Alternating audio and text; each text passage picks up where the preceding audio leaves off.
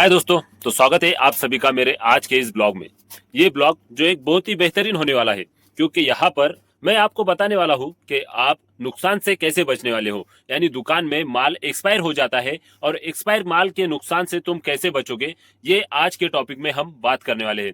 दोस्तों, कहीं माल ऐसा होता है जो हमारी दुकान में एक्सपायर हो जाता है और एक्सपायर होने के बाद हम उसे कस्टमर को बिल्कुल भी नहीं दे सकते। हमें उसे सीधा डस्टबिन दिखाना होता है, यानी कि फेंक देना होता है, क्योंकि एक्सपायर माल हमारे किसी काम का नहीं। और अगर तुम कोई भी दुकान चलाते हो या कोई भी माल सेल करते हो, तो मैं आज तुम्हें बताने वाला हूँ कि कहाँ से तुम बेहतरीन माल ले सकते हो और कैसे एक एक्सपायरी माल से तुम बच सकते हो। दोस्तों, क्या होता है, हम होलसेल से माल खरीद कर लेकर आते हैं। हम जहां से भी माल उठाते हैं दुकान के लिए, वो एक होलसेल सेल करने वाला होता है और हम वहां से बहुत सारा माल लेकर आते हैं अपनी दुकान के लिए। पर होता क्या है, जब हम वहां से माल खरीदते हैं तो हम कभी भी वहां पर उसकी एक्सपायरी डेट चेक नहीं करते। कई बार ऐसा होता है, हाँ दोस्तों, मेरे साथ भी कई बार ऐसा हुआ है और कई सारे कस्टमर ऐसे हैं जो बिना एक्सपायरी डेट चेक किए वहां से माल लेकर आते हैं अपने दुकान के लिए। और ये दुकानदार की सबसे बड़ी गलती होती है। जी हाँ, हमें ऐसा लगता है कि यहाँ से हमें एक्सपायर माल बिल्कुल नहीं मिलेगा, और हाँ, होता ऐसा ही है, हमें कोई भी होलसेल वाला एक्सपायर माल नहीं देता है। पर यहाँ पर वो एक्सपायर माल जो नजदीक नजदीक डेट आ जाती है, वो माल हमें चिपका देता है। जी हाँ, जो माल एक्सपायर हुआ नहीं होता पर बहुत ही जल्द एक्सपायर होने वाला होता है, वो माल हम कभी कभी खरीद कर अपने दुकान के लिए लेकर आ जाते हैं। कई बार ऐसा हो जाता है, किसी माल की एक्सपायरी डेट बहुत नजदीक आ जाती है और उस वक्त में हम वहां पर खरीदी के लिए माल भरने के लिए चले जाते हैं, और जब हम वहां पर पहुंच जाते हैं तो वही माल हमें दिया जाता है जो कि एक्सपायरी की डेट बहुत ही नजदीक आ जाती है। फिर वो माल हम दुकान पर लेकर आते हैं और अपनी दुकान में लगा देते हैं, और लगाने के बाद उसकी एक्सपायरी डेट नजदीक आ जाती है और वो माल जल्दी सेल नहीं हो पाता, यानी बिक नहीं पाता, और वो हमारी दुकान में एक्सपायर हो जाता है। और हमें ये लगता है कि ये हमारे पास हमारी दुकान में एक्सपायर हुआ है, पर ये गलती हमारी बिल्कुल भी नहीं होती। ये गलती होती है हमारे होलसेल वाले सेठ की, जहां से हम माल खरीद कर लाते हैं। वो भी कहीं ज्यादा क्वांटिटी में माल मंगा कर रखते हैं। कभी मार्केट डाउन होता है तो कभी ऊंचा हो जाता है, तो डाउन होने के वक्त उनका भी माल रुक जाता है और एक्सपायरी डेट नजदीक आ जाती है। फिर वो माल हम यहाँ पर लाते हैं, लगाने के बाद पता चलता है जब कस्टमर हमें दिखाता है कि ये माल तो एक्सपायर हो चुका है।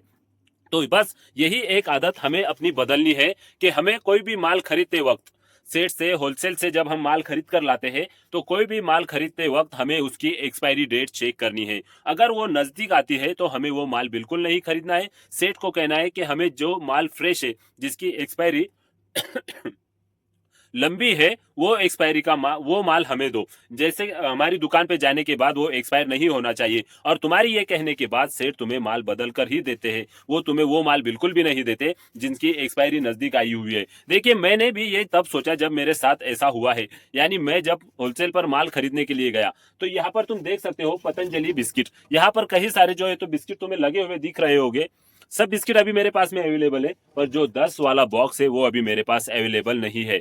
10 वाला पतंजलि का बिस्किट मेरे पास अवेलेबल नहीं है। और क्यों नहीं है, तो ये बात तुम सुन लो। मैं माल लाने के लिए गया था, मेरे पास में पतंजलि का माल है, पर मैंने वहां पर लगाया नहीं है। क्यों नहीं लगाया? क्योंकि वो फरवरी में अभी एक्सपायर होने वाला है, यानी ये 7-8 दिन से वो एक्सपायर हो जाएगा। और मैंने 2 बॉक्स मंगा कर रखे हैं, जिसे फरवरी से ज्यादा ही मेरे पास में निकलने में टाइम लग जाएगा। यानी कि वो कोई कम ज्यादा माल नहीं है, 200 पीसेज है, और मैं ये रिक्स नहीं लेना चाहता। पता नहीं वो 200 पीस कब बिक जाए, वो 8 दिन में भी बिक सकते हैं या उससे 2-3 हफ्ते भी लग सकते हैं। इसलिए मैं ये रिक्स नहीं लेना चाहता, और इसी रिक्स को ना लेते हुए मैंने वहां पर माल नहीं लगाया है। मैंने सेठ को कॉल किया, मैंने परसों दिन माल मंगाया, आज उसकी डेट चेक की, मुझे उसकी डेट 2-4-8 दिन से एक्सपायर होने वाली है। मैंने सेठ को बता दिया कि ये माल एक्सपायर बहुत ही जल्द होने वाला है, और मेरे पास मेरे शॉप पे इतने जल्दी माल सेल नहीं होता है, तो आपको मुझे ये माल बदल कर देना होगा। और सेठ ने बिना झिझक मुझसे हाँ कहा है आप वो माल रिटर्न कर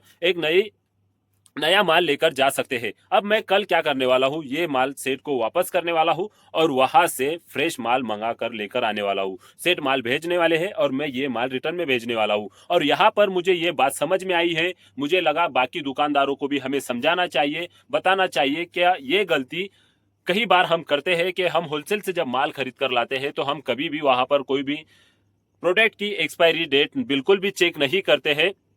और ये हमारी सबसे बड़ी गलती होती है। तो इस गलती को नज़रअंदाज करने की कभी भी कोशिश मत करना। तुम चाहे कोई भी प्रोडक्ट खरीदते हो, उसकी एक बार तुम एक्सपायरी डेट ज़रूर चेक कर लेना। जो प्रोडक्ट तुम्हारे शॉप पे, तुम्हारे दुकान पे लंबा चलता है, जो जल्दी नहीं बिकता, तो ख़ास करके उसकी तो एक्सपायरी डेट तुम चेक ही करके लिया करो। क्योंकि ये हमारी दुकानदार की ज़िम्मेदारी होती है कि हमारे ग्राहक को, हमारे कस्टमर को कोई भी एक्सपायरी डेट का माल ना मिले, जिससे हमारा नाम डैमेज ना हो, हमारी शॉप का नाम डैमेज ना हो, हमारे ग्राहक खराब ना हो। इसकी सारी जिम्मेदारी हम दुकानदारों की होती है, तो इसलिए ये काम भी हमारा ही बनता है। तो दोस्तों, मैं तुम्हें यहाँ पर सिर्फ यही बताना चाहता था कि आप अगर कभी भी कोई भी खरीदी करने जाते हैं शॉप की, तो वहाँ पर एक्सपायरी डेट ज़रूर चेक कीजिए। ये पॉइंट मुझे यहाँ पर समझ में आया है। हर माल ज़रूरी नहीं कि हमारी दुकान पर ही एक्सपायर हो।